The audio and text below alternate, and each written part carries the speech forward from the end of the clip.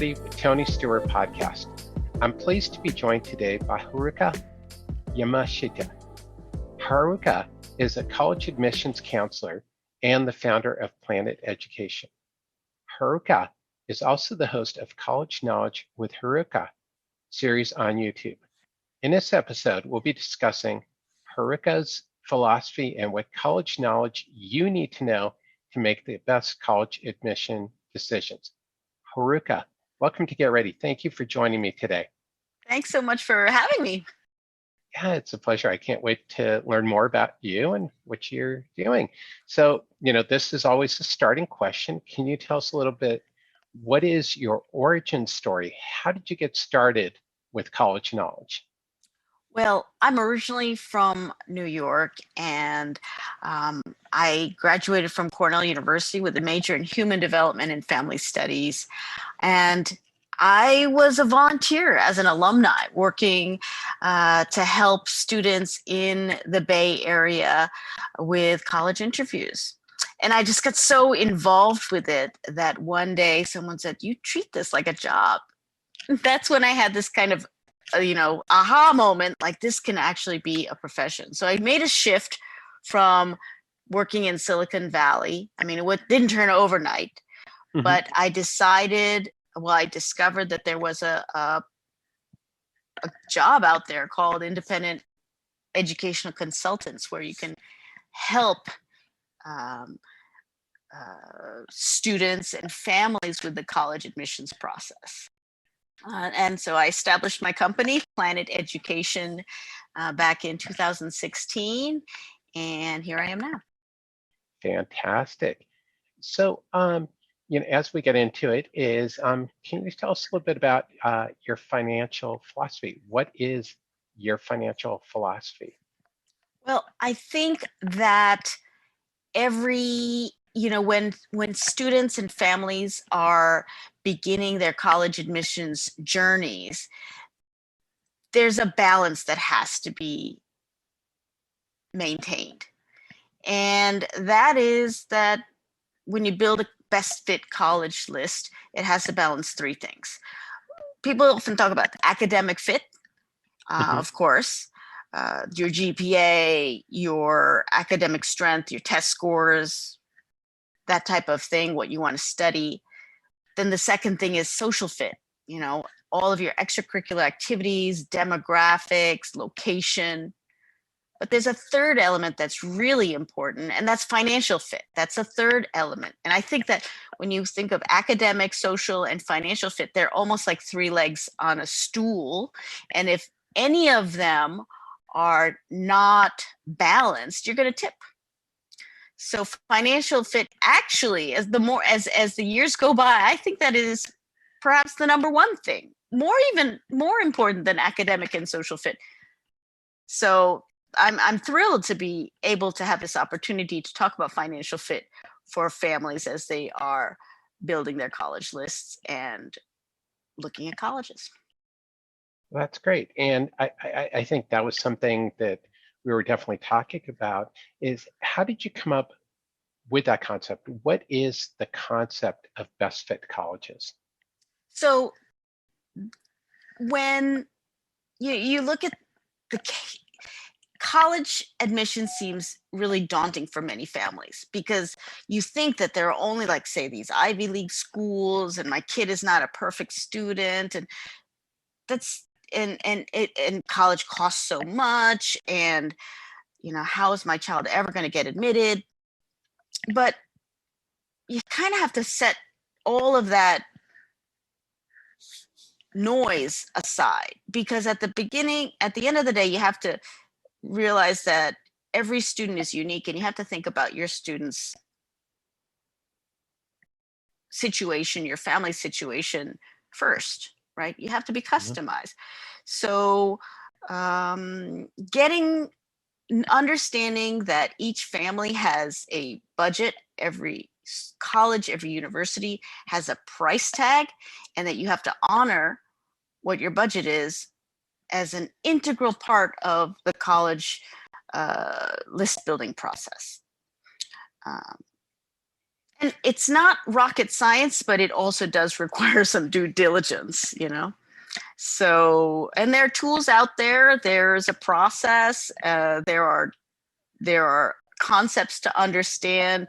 It is not mystic, but so these are things that I like to share with my families. Well, and I think that's so important. I mean, that's one of the things is, I know we're going to talk a little bit about financial literacy as we run through it, but I think that's so important is we talk about the number of people who carry massive amounts of student debt that, it is a consideration when you're picking a college. So I love that that's a focus and part of your core strategy uh, for people when thinking about college. One of the other things I really liked is, you talk about goals. Can you tell us a little bit about what are SMART goals? So in the business world, and even now students learn about SMART goals, right? The acronym SMART. What does that stand for? And so these goals can be set by students and families as they are planning for college as well. So S stands for specific. So specific may be, instead of coming up with big goals, kind of come up with smaller, specific goals that are bite-sized for your family. M is measurable, meaning have a numbers so that you can quantify your goals. A often stands for achievable in most business contexts, but I like to use it for affordable. When you're looking and building your college list, you want to have schools that are affordable. Just keep it real. And then R stands for realistic, right? And then T is time bound. So the process of college admissions is a long one, but the most important 1-year period is between January of junior year and December of senior year.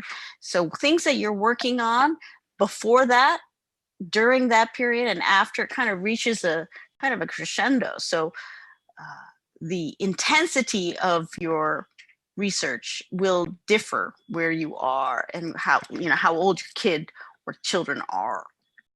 Mm-hmm. Yeah, does that help? Well, yeah, I think that's a wonderful answer, and I think that's very helpful for people who are thinking about college is to think about it. As you mentioned, that this is a wider concept than just with college, and you've adapted it to thinking about college, but it really is a lot about goals. Is that we need to reframe that concept of thinking about college is like, what do you want to get out of the process? And how do you find that college that, as we talked about earlier, is a best fit? And I think that leads perfectly into our next question is, what are the 4 focus areas when planning for college? That's a great question. And when I work with families, it seems like college admissions is like this big amorphous monster. But in actuality, I think of college as the college admissions planning process has 4 buckets. The Mm-hmm. first one is self-discovery, which is about starting with the student, figuring out what majors the student might be interested in studying. The second one is college research, because there are 4,000 schools in the United States, public, like public as well as private. In California, we have the UC system, which has 9 campuses. We have the California State University system, which has 23 campuses. There are about 140 community colleges. There are out-of-state schools for the 50 states. There are private schools, some including Ivy League institutions, smaller liberal arts colleges, women's colleges, engineering only specific colleges, institutes. So how do you figure out where your student might fit in? And what are the pros and cons of each type of school? Because every school has pros and cons, and you have to analyze them and understand that as part of the process. The third area of focus is college financial literacy, because every school has a price tag, and every school has a different cost of attendance, and cost of attendance includes, of course, tuition. That's the biggest chunk, but fees, room and board, which is housing and food, and other hidden costs as well. Things like transportation or insurance, and even things like, the expected time to graduation. We used to think that college is a 4-year process, but if you ask around, you'll realize that not everybody graduates in 4 years. And so the average, 4-year and 6-year graduation rate is not just an academic, characteristic. It's a financial one, because if you have to go for a 5th year of school, 6th year of school, that is ka-ching, ka-ching. That's money, right? Someone has to pay for it. Definitely. So those are some things that are in the financial literacy. Of course, things like financial calculators, and understanding the different forms like FAFSA, CSS profile. There's a long, deep list. And then fourth area of focus is college essay writing, because your student is more than a number, right? And the essays are a way in which students can share some of their authentic self, to explain to colleges and universities that they have special experiences and skills that they can contribute to different college campuses. So there you have, those are the 4. Well, that's great. And I love the perspective that, that financial literacy is part of the conversation. It's not the full conversation, but it does have an impact. And I think people overlook that when thinking about college, when purchasing a house, that purchasing a house, it's not just about the neighborhood. You could apply your 4 focus areas to some degree when you're purchasing a house. In financial literacy is obviously, the financial aspect is a major part of buying a house, but it's not the only factor. And money shouldn't drive the bus, but it is an important passenger. Oh, yeah, absolutely. Yeah.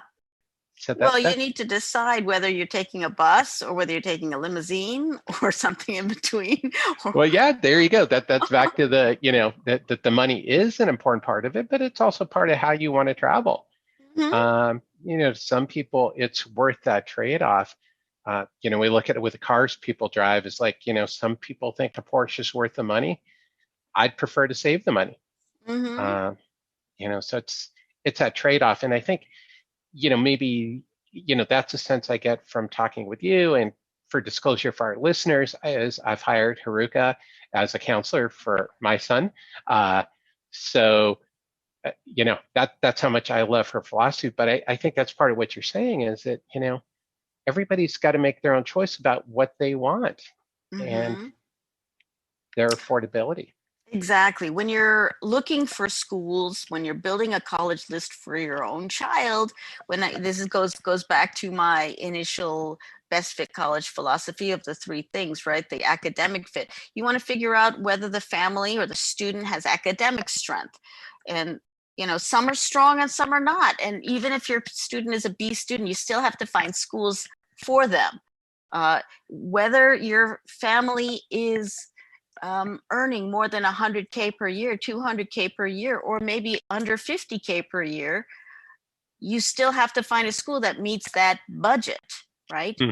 And so understanding where you are in that spectrum, you have to be true to that, and don't ignore that, because otherwise you're setting yourself up for disappointment. It's about setting expectations, right? Yeah, certainly.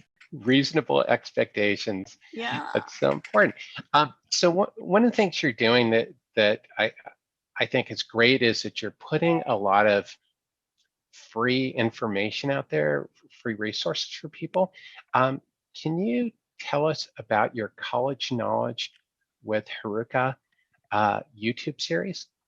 Right. Thank you for asking. So I just launched the College Knowledge with Haruka YouTube series, and a lot of the content, well, obviously, all the content in there is free. I've been giving Facebook Lives for all of 2020. And every week I share some nugget related to college admissions. And it could be related to any of those things, the about self-discovery, finding majors, exploring different UCs, or uh, understanding what tag is, a transfer admission guarantee, or how does the COVID epidemic affect the college admissions process? How do you approach essays? Anyway, just a whole range of topics that I've been sharing advice and my expertise on every week. This content has been converted so that everybody can watch it also on the YouTube channel. So it's called College Knowledge with Haruka, and you could just find that. And I hope you do. Yeah, and for our listeners and viewers, is there will be a direct link to Haruka's YouTube series as well as to her Facebook page, so you can engage with Haruka live or catch the episodes later on YouTube. So, one of the other things that you're doing is some webinars. What are the College Knowledge webinars? I'm launching the College Knowledge webinars series. And it's a weekly series where I do some deep dives. So Okay. they are related to mostly college financial literacy and college research. And the topics that I cover are deep. For example, hidden costs of college attendance, because there's so much out there, and this colleges, some of them are not so straightforward about what the cost of college is. So I kind of go into all of that and what you might miss, and how to find out the true cost of college attendance. Other topics include net price calculators, scholarships, merit money, FAFSA, which is the free application for the free application for federal student aid. I talk about expected family contribution, which is a key number that is the core number that is used to determine how much financial aid you will or will not get. CSS profile, which is the other financial aid form, student loans and risks and risk mitigation. So all those topics, even early decision, which in my opinion is really a financial decision, not just an academic decision. That's great. And one thing you said there is that I think is so often overlooked in many financial decisions that people make is true cost. I think people often overlook that as you mentioned with college, there are additional costs above tuition. But again, to talk about purchasing a house, is there's more cost than your house is. You have your insurance, you have the upkeep. If you're buying a large house, are you going to need to hire a landscaper? There's all those things that it goes beyond that, and I'm really glad that you're putting out resources to help people think about that the tuition is just the starting cost, but it's not your full That's right. out of pocket. That's right. I think that a lot of families are a bit in denial about the cost of college education. They don't, one of the first steps is to actually look it up on the internet. How much is the school going to cost? And it's not necessarily easy to find either. I, as a college admissions counselor, hunt hard, and even for the UCs, it's hard to hunt and get the exact numbers. But for the UCs typically cost about, the total cost of attendance is about $38,000 per year. That's per student. So if you've got more than one child, you have to double everything, right? And also it's per year per student. So if it takes more than 4 years to graduate, if it takes 5 years or 6 years, then you have to calculate that into your budget. Yeah. If you go to a private school, it could be much more, like $75,000 per year per student. So that can become $300,000. And most families, I think hopefully no listeners have fallen ill just listening to that, but it's true. But the good news is that not every family pays full price. That's a huge takeaway that I want listeners to remember, that there's a difference between net price, that there's a sticker price, and then there's a net price. What you as a family have to end up paying is different from the initial sticker price. So dig deep. There's a lot to learn. That's great. And, that's like buying a car is, they put on a price, but most people don't pay that price, so exactly. It's interesting. So, also one of the things is I encourage, and I will have in the show links, is links to your Planet Education website. Can you give people just a quick overview of what type of resources people can find on the Planet Education website? Sure. I think to start out, it's always good to see what's available for free, right? Yeah. So if you go to my website, it's called Plan It Education, 3 words, plan, PLAN hyphen it hyphen education. And you can see lots of resources on my free resources page. I have checklists, including a financial, under college planning checklists, you'll see a financial aid checklist.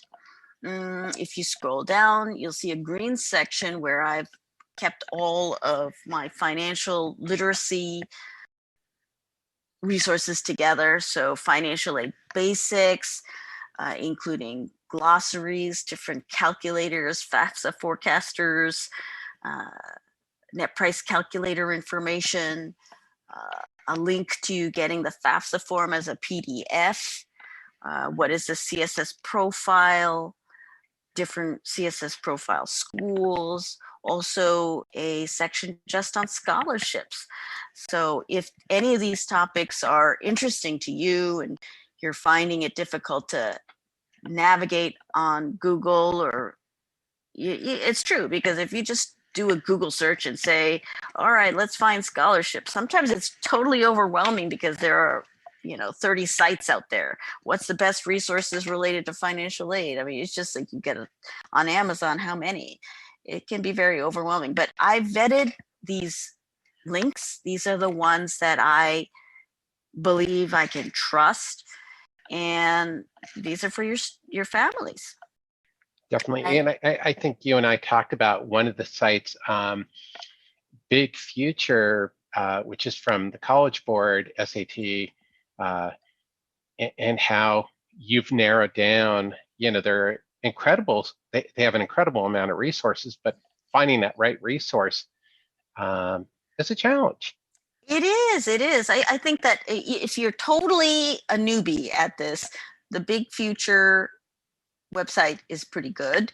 It's deep and wide, but it's a great first place to look at. And also great resource is the UC website, University of California. Again, that is like the ocean, and it's deep and it is wide. So I have done some fishing for you. If you want the best links, just come to my website and you can get shortcuts to this ocean. Definitely. And again, for everybody, there will be a link to the website. So as we start to wrap up, one of the questions I love asking people is, how do you feel we can improve financial literacy? I think being honest about what you can afford and what's out there, trying to educate yourself. I mean, my goal is to inspire, motivate, and educate families and students on their college admissions journey. There is a body of information out there so that you can make the best college decisions, and part of that is financial literacy. So don't be scared, just start, and begin with the basics, understanding what is the total cost of attendance for different types of schools, whether it's public or private, and start asking those questions like, what are all these calculators anyway? Because you got to keep it real, be realistic, and start to spreadsheets so that you can anticipate how much college could cost, and that's how you build your list, and just follow the process. I think that the college knowledge webinars and my YouTube's videos can all help you to demystify the college financial aid process. And I think even the name of your website, Planet Education, says exactly that, is, take a step, make a plan, educate, and you lay it out. So to wrap up, what is your number one tip on being financially prepared?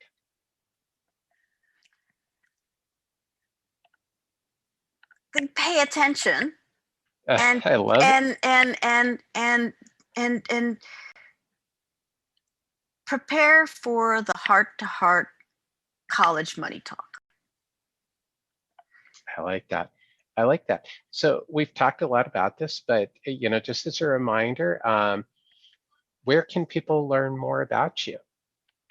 Well, the best place is my website, planeteducation.com. And from there, you can get links to my free resources, links to social media, because I'm on YouTube. I have my weekly Facebook Lives. I have, it's a one-stop shop.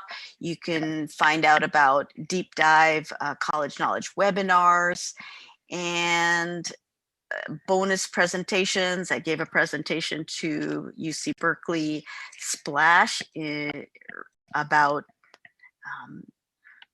how about the UC's 14 factors for college admissions, holistic review, things like that. So what I'm just doing is I recommend that you check my website out and start with the free stuff, right? Free is good. So start there. And then as your child gets older, dig deeper into some of my more focused content, and let me help you with your college admissions journey. Fantastic. Well, Haruka, thank you so much for coming on today. It's been a real pleasure to talk with you about what you are doing. Thank you again. Well, thank you for the opportunity, and I appreciate the chance to reach out to your listeners. Fantastic. And for everyone out there listening or watching the podcast, thank you again for joining us. And please remember to subscribe to the Get Ready with Tony Steuer podcast. Until next time.